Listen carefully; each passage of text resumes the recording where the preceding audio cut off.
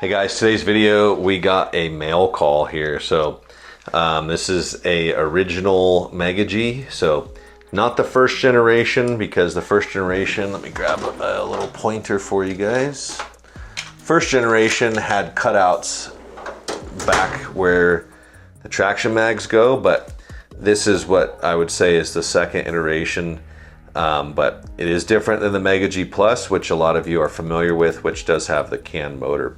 You might ask, like, why am I getting these things? But you know, I'm an enthusiast just as you guys are, and I don't really have much of a collection, so a lot of this stuff at some point I will probably do something with this body and with the chassis. I probably won't do it together like it is, but you know, this body is a great body. It also came on the Super G Plus, which means that it fits on the Viper chassis.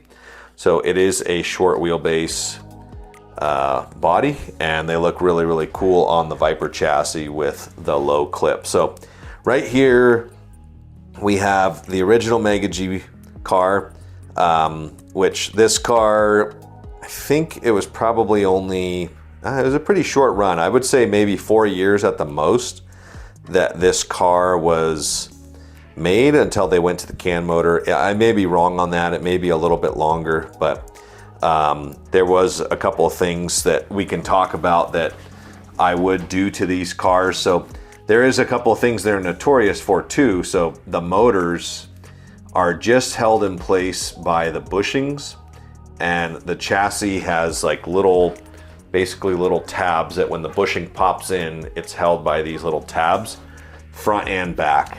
And so these were notorious. And the reason I tell you guys this, not to rag on AFX, I'm literally telling you guys so that if you have one of these cars and you use it and you run into some kind of a problem, you know how to properly address the problem without trying to get, you know, or without just saying, oh, the car's broke, I'm just gonna put it away or throw it away, which don't do that, you know, you don't need to do that. But a lot of times if the motor pops out, it usually will pop up in the front, okay? And if it pops up far enough, then what happens is because the brushes are spring loaded, they push together. And then when you realize like, oh, hey, the motor just popped out, and you pop it back in with your thumb, it breaks the brushes in half, and at this point it's not going to work anymore. You're going to need to replace the brushes. So definitely don't do that. If it does pop up high enough for that to happen, then what I would recommend is you remove the brush tubes and start from scratch. And if you're wondering how to do that, we do have a video that we posted last week for an armature replacement on the Jag TR3, which that is very similar setup to this setup here, and everything we discussed in that video will apply to the original Mega G. We also, in that video, we cite that as well, saying that this process is the same on the Mega G. So that's one thing. If you are worried about that and you're not racing these per anyone's rules, what I used to do is I would put a little bit of super glue on top of the bushing where the bushing contacts the chassis. Now, you have to be very, very careful, and if you're a very sloppy person when it comes to applying fluids, don't even think about doing it, because you're going to glue your car together. But if you can precisionally apply glue, you can apply it in those two places, and that'll hold the bushing in. The rear one, you can do the same thing on the rear one, and it's not going to be permanent. Even if you do glue those in there, you can still pop it out at some point. It'll just help, you know, it'll resist some of that. I have even seen the hardcore way is to drill two small 20 thousandths holes, and you bend a pin or a hoop to go through there, which is kind of how you could do that on these cars as well. These cars, this is a Wizard, it's a Wizard Patriot. It has this little retaining clip, which I can't get over the bushing, but you can make something similar to that if you were getting really hardcore. I mean, usually if you're wanting this thing to go that much faster and you have the short wheelbase one, I would literally just swap it out and put the Viper car in there. and save this for maybe a little more mellow pace. But another thing that is probably the biggest problem with these that you need to overcome is the way that the pickup shoe wraps the brush barrel. So if you look in here, when I load this shoe, you can see how that comes up off the brush barrel. See that? When that happens, power is cut from the motor, okay? And a lot of times what happens is the guy will run this, they'll crash it a few times, it'll tweak the shoes, and next thing you know, the car is sputtering around the track, and they're thinking, man, this is the 2000s, we shouldn't be dealing with this kind of a problem anymore. That is just one of the things that happens on these cars. So there's a couple of ways to fix that. The first one, which is the easiest, is to get some conductive grease, like some silver filled conductive grease, and you can put a little bit on that on here. It only takes a little tiny bit. Like that stuff will go really far. It's just like anti-seize. You walk by anti-seize and you have it behind your ear. Like that's just the way that it is with that stuff. But that's one way to fix that. The other way is probably a lot more advanced, and it requires you taking a pickup spring and straightening the coils to about, I don't know, probably 1/4 of an inch, and bending it and making that contact the brush barrel, which that'll be a video for later on. That's going to be a whole video in itself that we'll do someday. But I have a lot of experience with these because we used to race these things in, like, I don't know, 2010, 2011, 2012. We were running these in the SoCal group in California, and it was, you know, it was a good platform. The armatures are sub 6 ohms, which at that time for Tyco time stuff, there was no sub 6 ohm armatures. This was before Viper made one, and before Viper even did anything other than tracks at that time. So, but just kind of going through the rest of the car, it's not that old, so it doesn't have, you know, a lot of problems, like, or the tires aren't dry rotted. The Mega Gs did have a single flange hub, which was nice because that means that there's a lot of tire options out there. It is a 275 rear hub, so it measures out 275-ish. I mean, it's 276, but anything for a 275 tire or rim would go on there just fine. And you could definitely upgrade those to a silicone. The fronts look like a 250. Oh no, sorry, the fronts are a 282. So again, if you wanted to run like the Tyco front tire that we offer, or the Mega G Plus front tire, that would be an upgrade for these. Or if you wanted to go with the lightweight setup, you could go Razor front end or independent front end. The front does sit pretty high with that big front tire on there. Let's see what that actually measures out at. So the finished diameter of the front tire, probably around 400. So 386 on the front. I know for sure you could go down to 360 if you went with the Razor.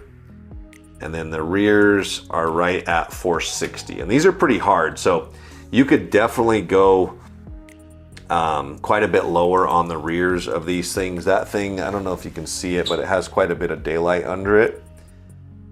And when I'm kind of talking, you know, if you're wanting to tune on it, if you're just wanting to enjoy the drive of the standard car, then keeping the stock sizes or going with the Viper stock replacement rear and the front tires is a great way to go. A lot of times if they have lettered tires, guys don't like changing those out, and that's totally fine too. What you can do if you want to keep the stock tire setup on there is go to like a level 42 or a level 52 traction mag. So these have a level 35 traction mag in them, and they stick okay. I mean, it's a little more than 1G. Well, it is for sure 1G, but it's also like not super stuck. So that's another option if you want to stick to the stock like Dunlop tires, have that great look. but get a little more performance out of it and not be worried about like breaking the wing off of this thing or anything like that, I would go probably to the level 52s. Just keep track of your temperature. So we are gonna put the body clip back on this thing. Make sure that I put it on correctly. That may or may not have been, I don't think that was correct.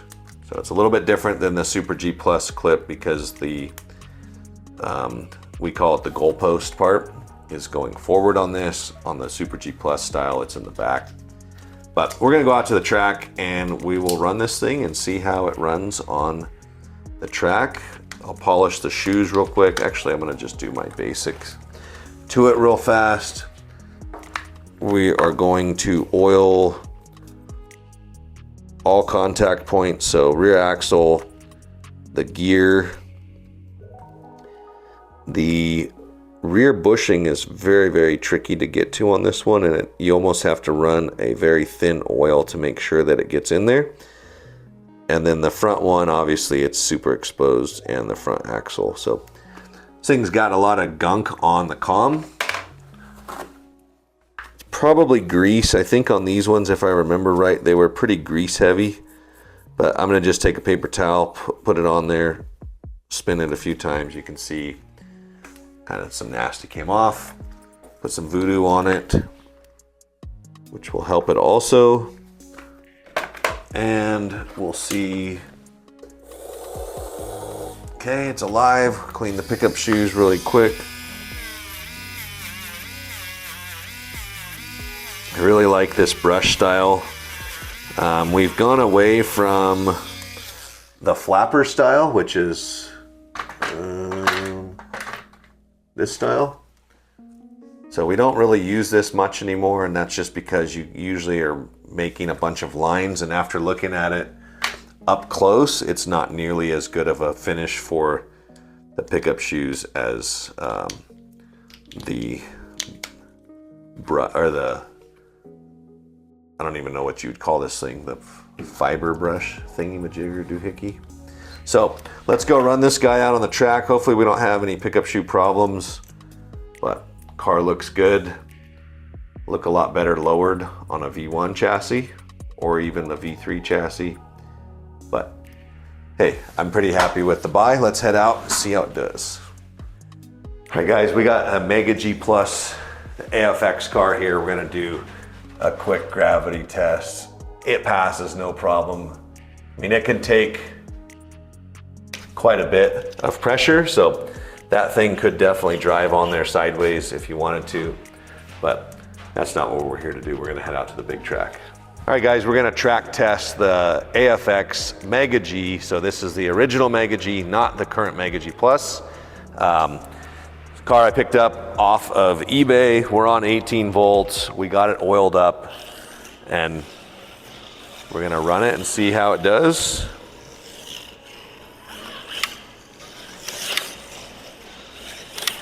So these have a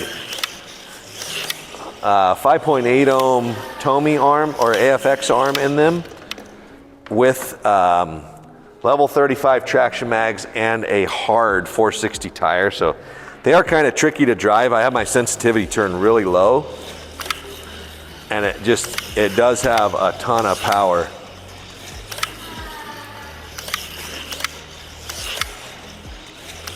So we're running 4.6 second lap times.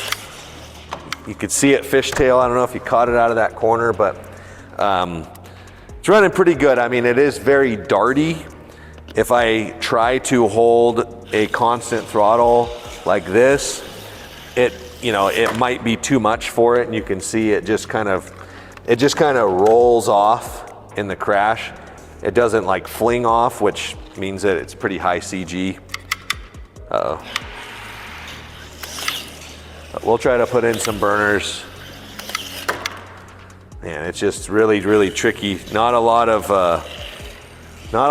leeway there, and it does have an aggressive power band with this armature.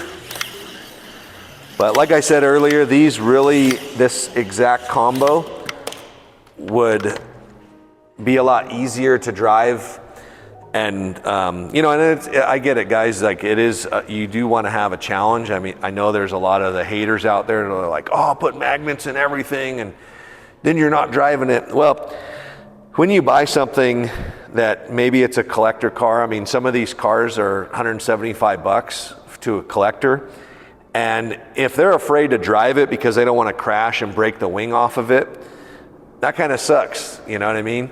And if they want to drive it, but they don't want to worry about that, you can throw a set of $6 magnets in there that are an upgrade over the level 35. And now all of a sudden you can drive your car, still drive it fast, but not be worried that at any moment it's going to go and break the body off. So that's why I say if you wanted to keep it bone stock with the stock tires and everything, you could go to a level 52 magnet. If you wanted to keep it with stock mags, and if your rules or whatnot, if you were racing this, then you definitely would go to a lower, different compound of tire, but keep the stock mags in it. But we're gonna see if we can beat our 4.6, okay? I'm gonna get in the zone. So I don't know what that was, but I can go a little bit faster. Oh, belly up. So 455. So 455, we're gonna try to go a little quicker with it. And it's just rolling out of the slot. So right there, if you're really getting on the throttle early, the car is starting to fishtail, but centrifugal force is actually lifting it out of the slot, and it's rolling and sliding on the carpet, which, you know, hasn't messed anything up. But that's what's happening there. So a little bit of, you know, later throttle control. I do have traction control on this, which I have off, so we're gonna put it at 5. We're just gonna see if that does the trick.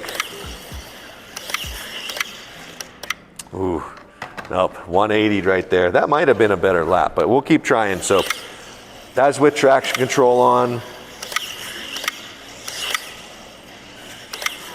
So 452, 3 thou faster. This one will be faster. 451. But it is very, it just jumped out right there. So pretty fun to drive. And honestly, I mean, I'm not afraid to crash it, but I do like this body, and I did buy this so that I could put this body on one of the Viper cars. I will probably mod this car out, do like an outlaw version of it. Something that you don't really see that often, but that's probably what I'll end up doing to it. So that's pretty much it. We can run on the drag strip real quick. We got the drag strip set up. We might as well see what a Mega G Plus, or sorry, Mega G with the 5.8 arm runs. I would expect it to go like 8. Might be a low 9 because it did have a little sputter out of the hole. So 891 at 40. So pretty dang good. Not a bad pass. Yeah, I mean, we can. I don't even think I cleaned the tires before I ran it, huh? Dang, guys, I broke my own rule. Oh, look at that. Yeah. No wonder you were crashing so much. I know that didn't come off our track. Maybe okay, guys. Yeah, we're going 4.2s now. I'm just gonna call it.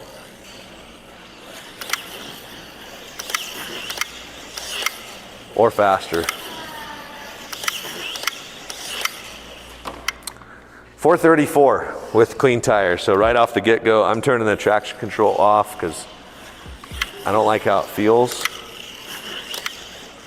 Ooh, but the car is starting to sputter, and it just stopped right there, which that could be what I had mentioned about the pickup shoes. And it's hard to see because everything, when you look at the car this way, it all looks just fine.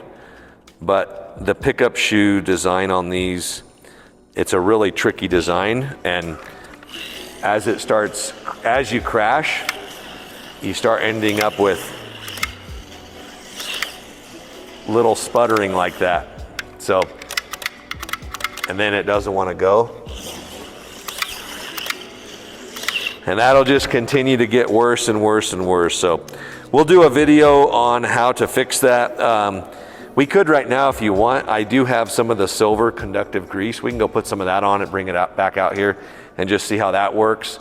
We aren't gonna do the spring mod to this right now. That'll be another video. So let's head back up to the office. We'll put some epoxy, or sorry, not epoxy, don't do that. Some conductive silver grease in the correct spots, and we'll come back out and test. All right guys, so we got some silver conductive grease here.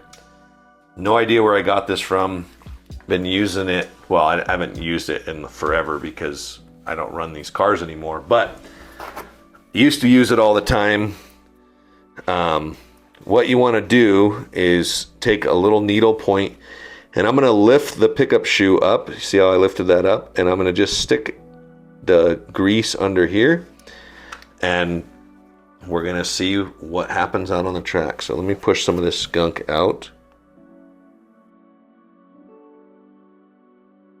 And this, oh my gosh, this stuff can get everywhere. So use it very, very, very sparingly. It doesn't take much. I'm just gonna put a little, we'll call it like a pinhead size.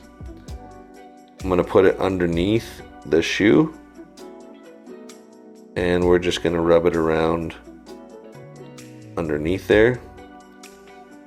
Okay, so it's under there now. You want to make sure that you can see a little bit of it squish out the side. We're going to go ahead and do this other side.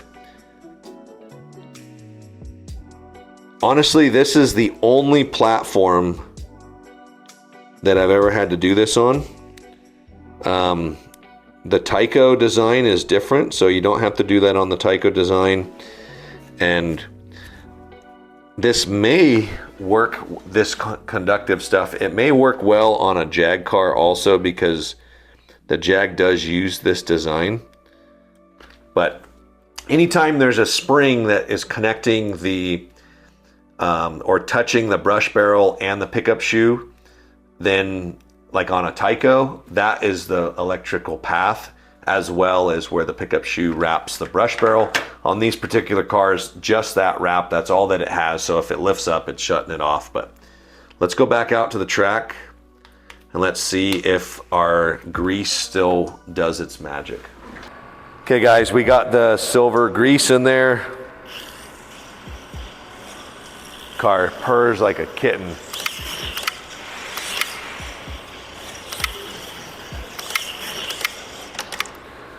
And it actually feels like the power band is actually smoother. But the main thing here is not even that it's faster, because that's not what we were trying to fix. The fact that I can just drive this car around and not have it be stopping now is amazing. A little bit of silver grease. I have used dielectric fluid or dielectric grease. It does not work the same, guys. So it has to be the silver filled grease that I showed you. It has to be that. That stuff's amazing.